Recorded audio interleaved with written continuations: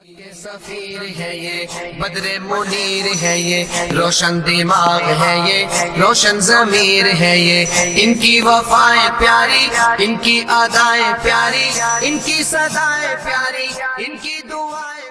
تو ہر کسی کو اللہ نے اپنی حفاظت کے لیے کچھ نہ کچھ عطا کیا۔ عورت کو اللہ نے اپنی حفاظت کے لیے عقل عطا کی، چنانچہ عورت کو چاہیے کہ وہ اپنی عقل کی وجہ سے سوچے اور اپنی جان اور اپنی عزت آبرو کی حفاظت کرے۔ یہ عقل ایک ڈھال ہے جو انسان کی عزت آبرو کو بچا لیتی ہے۔ جو لڑکیاں عقل استعمال نہیں کرتی وہ بڑی جلدی غیر محرم بندوں کے سامنے شکار بن جاتی ہیں اور ان کا وکٹم بن جاتی ہیں۔ اللہ رب العزت نے عورت کو بہت خوبی دی ہے۔ کوئی مرد اس سے بات کرے، اس کو بہت جلدی پتہ چلتا ہے کہ یہ کس اسٹیشن سے بول رہا ہے یا کس نیت سے بات کر رہا ہے۔ یہ سمجھ اور فہم عطا کرنے کا مقصد یہی تھا کہ چونکہ اس نے اپنی عزت و ناموس کی حفاظت کرنی تھی تو اللہ تعالیٰ نے اس کو اس معاملے میں بہت زیادہ فہیم بنایا کہ اس کو پتہ چل جاتا ہے کہ یہ غیر مرد مجھ سے کیا چاہتا ہے۔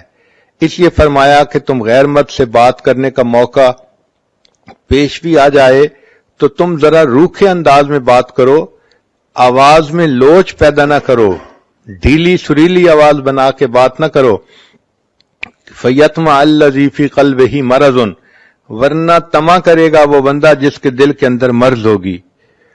آج کل یونیورسٹیوں کی بچیاں یونیورسٹی میں جاتی ہیں، سروں پہ دوپٹے بھی نہیں ہوتے، خوشبوئیں لگائی ہوتی ہیں اور کپڑے بھی ٹائٹ پہنے ہوتے ہیں، اور وہ یہ سمجھتی ہیں کہ اس طرح ہم دوسروں کو بہت خوبصورت نظر آتی ہیں، اور وہ یہ نہیں سمجھتی کہ اس طرح جو غیر محرم مرد ہیں وہ ہمارے بارے میں کتنی بری سوچ دل میں رکھتے ہیں، اور ہیلے بہانے بنا بنا کے وہ عورتوں کو اپنے دام میں گرفتار کرتے ہیں۔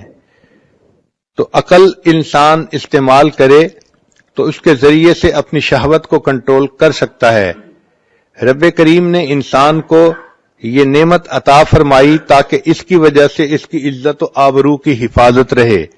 لہذا اب کوئی مرد گناہ کی دعوت کس طرح سے دے، مسکرا کے دے یا میسیجز لکھے یا باتیں کرے، تو ایسی کسی چیز کی طرف التفات ہی نہیں کرنا چاہیے۔ آرزوئیں خون ہوں یا حسرتیں پامال ہوں، اب تو اس دل کو تیرے قابل بنانا ہے مجھے۔ دعا مانگنی چاہیے کہ اللہ تعالی جان عزت آبرو کی حفاظت کرنے میں مدد فرمائے۔ ایک بات ذہن میں رکھ لیجئے کہ نفسانی خواہشات کو انسان جتنا پورا کرے یہ اتنا اور زیادہ بڑھتی ہیں۔ ان کو ختم کرنے کا ایک ہی طریقہ ہے کہ ان کو نظر انداز کریں اور ان کے ختم ہونے کی اللہ سے دعا مانگیں۔ جب اللہ سے دعا مانگیں گی تو اللہ تعالیٰ بچا لیں گے۔ اسی لیے حضرت یوسف علیہ السلام نے کہا تھا کہ اے پروردگار عالم، اگر آپ مجھے نہیں بچائیں گے تو میں اس گناہ میں گر جاؤں گا۔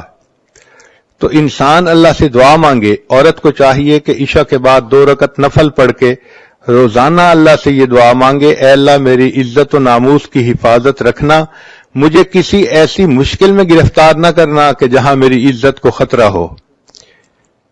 ہم اللہ تعالیٰ سے مانگیں گے، اللہ تعالیٰ عطا فرمائیں گے۔ انسان اللہ تعالیٰ سے محبت کرتا ہے، اللہ تعالیٰ اس سے محبت کرتے ہیں۔ ایک بزرگ فرماتے ہیں کہ مجھے 4 چیزوں کو سمجھنے میں غلطی تھی، مگر قرآن پاک میں نے پڑھا تو مجھے پتہ چلا کہ میری غلطی کہاں کہاں پہ ہے۔ مثلا میں یہ سمجھتا تھا کہ میں اللہ سے محبت کرتا ہوں جس کی وجہ سے اللہ مجھ سے محبت کرتے ہیں، لیکن میں نے قرآن پاک میں پڑھا یحبہم ویحبونہ، تو تب مجھے پتہ چلا کہ اللہ تعالیٰ بندے سے پہلے محبت فرماتے ہیں اور اس کے نتیجے کے طور پہ بندے کے دل میں اللہ کی محبت پیدا ہوتی ہے۔ دوسری غلطی یہ تھی کہ میں یہ سوچتا تھا کہ انسان اپنے رب سے پہلے راضی ہوگا تو اس کے بدلے اللہ اس سے راضی ہوں گے۔ قرآن پاک پڑھا تو میری یہ غلطی بھی ختم ہو گئی۔ اللہ تعالیٰ فرماتے ہیں رضی اللہ عنہم ورضوا عنہ، اللہ ان سے راضی ہو گیا، وہ اللہ سے راضی ہو گئے۔ تو پہلے اللہ راضی ہوتا ہے، نتیجہ یہ ہوتا ہے کہ بندہ بھی پھر اپنے رب سے راضی ہو جاتا ہے۔ پھر ایک بات کہ انسان وہ فرماتے ہیں کہ میں یہ سمجھتا تھا کہ میں اللہ کو پہلے یاد کرتا ہوں پھر اللہ مجھے یاد کرتے ہیں، لیکن قرآن پاک پڑھا تو بتایا وما توفیقی الا باللہ، کہ میری توفیق تو اللہ ہی کی. تو ہم جو اللہ کو یاد کرتے ہیں تو اللہ پہلے یاد کرتا ہے، وہ توفیق دیتا ہے تب ہم اللہ کو یاد کرتے ہیں.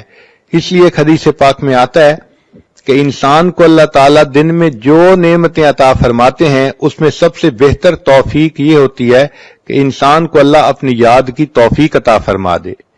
چوتھی چیز جو فرماتے تھے کہ میری غلط فہمی تھی کہ میں سمجھتا تھا کہ میں توبہ پہلے کرتا ہوں پھر اللہ میری توبہ کو قبول کرتے ہیں.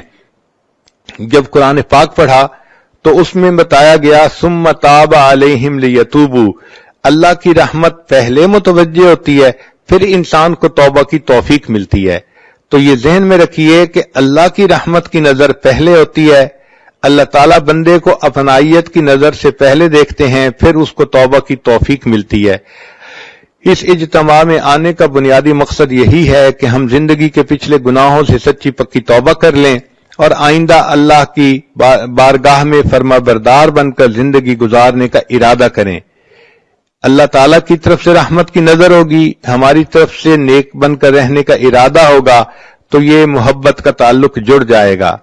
دونوں جانب سے اشارے ہو چکے، تم ہمارے ہم تمہارے ہو چکے.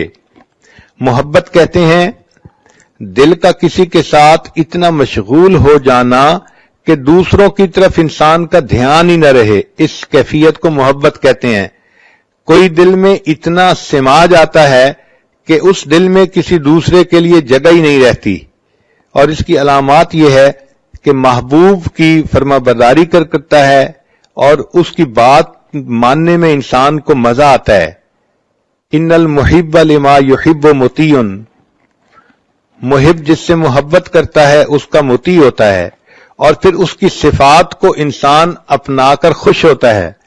بندے کو چاہیے اپنے اللہ سے محبت کرے اور اپنے اندر اللہ تعالیٰ کی صفات کو پیدا کرے. چنانچہ حدیث پاک میں فرمایا تخلقوا باخلاق اللہ، تم اللہ تعالیٰ کے اخلاق کو اپناؤ. اللہ تعالیٰ پردہ ڈالنے والے ہیں، تم بھی بندوں کے لیے پردہ ڈالنے والے بن کر رہو. اللہ تعالیٰ جلدی غلطیوں کو معاف فرما دیتے ہیں، تم بھی دوسروں کی غلطیوں کو جلدی معاف کرو. اللہ تعالیٰ رحیم و کریم ہے، تم بھی رحیم و کریم بن کر رہو، دوسروں کے لیے عفو درگزر کا معاملہ کرو. اللہ تعالیٰ حلیم ہے، تم بھی اپنے اندر حلم پیدا کرو. اور یہ بھی سوچئے کہ ہم اللہ سے محبت بعد میں کرتے ہیں، پہلے اللہ تعالیٰ ہم سے محبت کرتے ہیں. حدیث پاک میں ہے، حدیث قدسی، یا ابن آدم انی لک محب، اے آدم کے بیٹے میں تم سے محبت کرتا ہوں. تو اللہ تعالیٰ بندے سے محبت پہلے کرتے ہیں، پھر اس کے بعد بندے کو اللہ سے محبت کی توفیق نصیب ہوتی ہے. اللہ تعالیٰ اتنے احسانات کرتے ہیں بندے پر، ہمیں تو ان کا پتہ بھی نہیں چلتا کہ کیسے ہیں، پھر اس کے بعد بندے کو اللہ سے محبت کی توفیق نصیب ہوتی ہے. اللہ تعالیٰ اتنے احسانات کرتے ہیں بندے پر، ہمیں تو ان کا پتہ بھی نہیں چلتا کہ کیسے کیسے احسانات ہیں. مثال کے طور پہ اللہ تعالیٰ بندے کے رازق ہیں، تو اللہ تعالیٰ وقت کے ساتھ ساتھ بندے کے رزق کے دروازے بڑھاتے چلے جاتے ہیں. ایک علمی نکتہ ہے، بچیاں اس پوائنٹ کو نوٹ کریں کہ دیکھیں جب بچہ اس دنیا میں پیدا ہونا ہوتا ہے تو ماں کے پیٹ میں اس کے رزق کا ایک دروازہ ہوتا ہے. وہ ایک تعلق جو ماں کے جسم کے ساتھ بچے کے جسم کا ہے، وہ ایک آنت ہوتی ہے جس کے ذریعے سے خون اس بچے کو مل رہا ہوتا ہے، غذا مل رہی ہوتی ہے، اور بچہ اسی کے ذریعے سے ماں کے پیٹ میں پل رہا ہوتا ہے. تو گویا ماں کے پیٹ میں انسان کے لیے رزق کا ایک دروازہ تھا. پھر جب وہ بچہ اس دنیا میں پیدا ہو گیا، اب اللہ تعالیٰ نے دو دروازے بنا دیے، ماں کے سینے میں دو پستان بنا دیے. پہلے ایک جگہ سے رزق ملتا تھا، اب دو جگہ سے رزق ملنا شروع ہو گیا اس دنیا میں آنے کے بعد.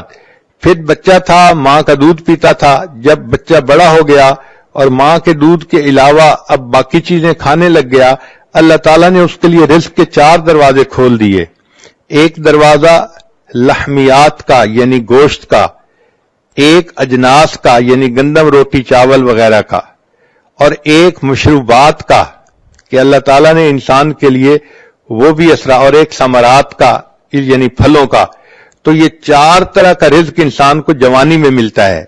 ماں کے پیٹ میں ایک راستہ تھا، جب پیدا ہوا اور بچہ تھا تو سینے سے دو راستے بن گئے. پھر جب بڑا ہوا تو اللہ نے 4 راستے بنا دیے، اور اگر یہ نیکی کی زندگی گزار کے اس دنیا سے جائے گا تو جنت کے 8 دروازے کھلیں گے، یعنی 8 راستے رزق کے جنت میں اس کو مل جائیں گے۔ تو دیکھیے وقت کے ساتھ ساتھ اللہ تعالیٰ کس قدر اپنی نعمتیں اس بندے پر بڑھاتے چلے جاتے ہیں۔ بندے کو چاہیے کہ اپنے اللہ کا فرما بردار بن کر زندگی گزارے۔ اللہ تعالیٰ بہت رحیم و کریم ہے، وہ بندے کو اپنی نعمتوں میں خوش دیکھنا چاہتے ہیں، اپنے بندے کو محروم دیکھنا پسند نہیں کرتے۔ امام غزالی رحمۃ اللہ علیہ نے لکھا ہے کہ جب بندہ کوئی گناہ کرتا ہے تو اللہ تعالیٰ کی زمین چیختی ہے اور پکارتی ہے کہ اے اللہ اگر آپ مجھے اجازت دیں تو میں اس بندے کو نگل جاؤں۔ اللہ تعالیٰ فرماتے ہیں اگر تم نے میرے بندے کو پیدا کیا ہے تو تم اس کو پکڑ لو، اور اگر میں نے پیدا کیا ہے تو میرے اور اس بندے کے درمیان دخل مت دو۔ ان اتانی نہارن قبلتہ، اگر یہ بندہ دن میں میرے پاس توبہ کے لیے آئے گا میں اس کو قبول کر لوں گا، وَإِنْ أَتَانِي لَيْلًا قَبِلْتُهُ، اور اگر یہ میرے پاس رات میں آئے گا توبہ کرنے تب بھی میں قبول کر لوں گا۔ لَوَجَدُ اللَّهَ تَوَّابًا رَحِيمًا، یہ اپنے رب کو تواب اور رحیم پائے گا۔ تو اللہ تعالیٰ بندے کو عذاب دینا پسند نہیں فرماتے، صرف اس وقت عذاب دیتے ہیں جب بندہ سرکشی کرتا ہے۔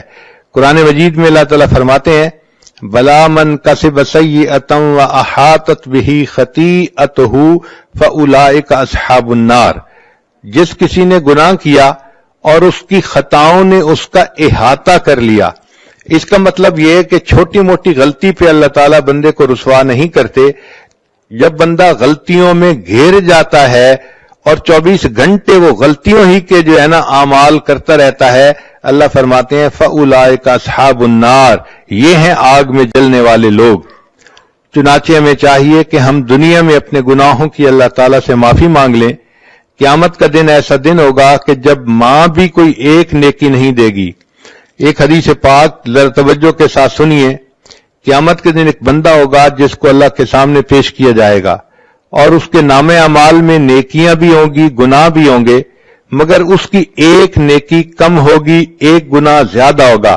رب کریم فرمائیں گے اے میرے بندے، اگر تیرے پاس ایک نیکی اور ہوتی تو تیری نیکیاں اور گناہ برابر ہو جاتے، پھر میں اپنی رحمت سے تمہیں جنت بھیج دیتا۔ اب چونکہ تمہاری ایک نیکی کم ہے لہذا تم ایک نیکی کہیں سے لے کر آؤ۔ وہ نوجوان بڑے خوشی خوشی اپنے ماں باپ کی طرف جائے گا، اپنی ماں سے نیکی مانگے گا، ماں کہے گی کہ نہیں میں نیکی ایک بھی نہیں دے سکتی۔ وہ بچہ کہے گا کہ دیکھیں میں جہنم میں چلا جاؤں گا، میرے اوپر رحم کھائیے، اور آپ کے پاس تو نیکیاں زیادہ ہیں۔ ماں کہے گی اگرچہ نیکیاں زیادہ ہیں لیکن میں تمہیں اس وقت ایک نیکی بھی نہیں دے سکتی۔ پھر وہ بندہ اپنی بیوی سے نیکی مانگے گا، بیوی بھی انکار کر دے گی۔ پھر اپنے بھائی سے مانگے گا، وہ بھی انکار کر دے گا۔ یوم یفر المرء من اخیہ و امہ و ابی و صاحبتہ و بنی، بیٹا بھی انکار کر دے گا۔ جب سب لوگ انکار کر دیں گے تو وہ بڑا ہی مایوس ہوگا کہ اتنے میرے لوڈ ون تھے اور آج ان کے پاس نیکیاں زیادہ بھی ہیں، یہ مجھے ایک نیکی دینے کے لیے تیار نہیں ہے۔ اتنے میں اس کو ایک بندہ ملے گا، وہ پوچھے گا تم کیوں رو رہے ہو؟ یہ کہے گا ایک نیکی کم ہے اس وجہ سے میں رو رہا ہوں اور مجھے کوئی نہیں دے رہا۔ وہ کہے گا اچھا مجھ سے ایک نیکی لے لو۔ تو جب وہ نیکی دینے کے لیے تیار ہو جائے گا تو قیامت میں اعلان کیا جائے گا کہ ایک بندے نے اس کو ایک نیکی دے دی جس کی وجہ سے نیکی اور گناہ برابر ہو گئے، اور اللہ نے اپنی رحمت سے اس کے لیے جنت کا فیصلہ کر دیا۔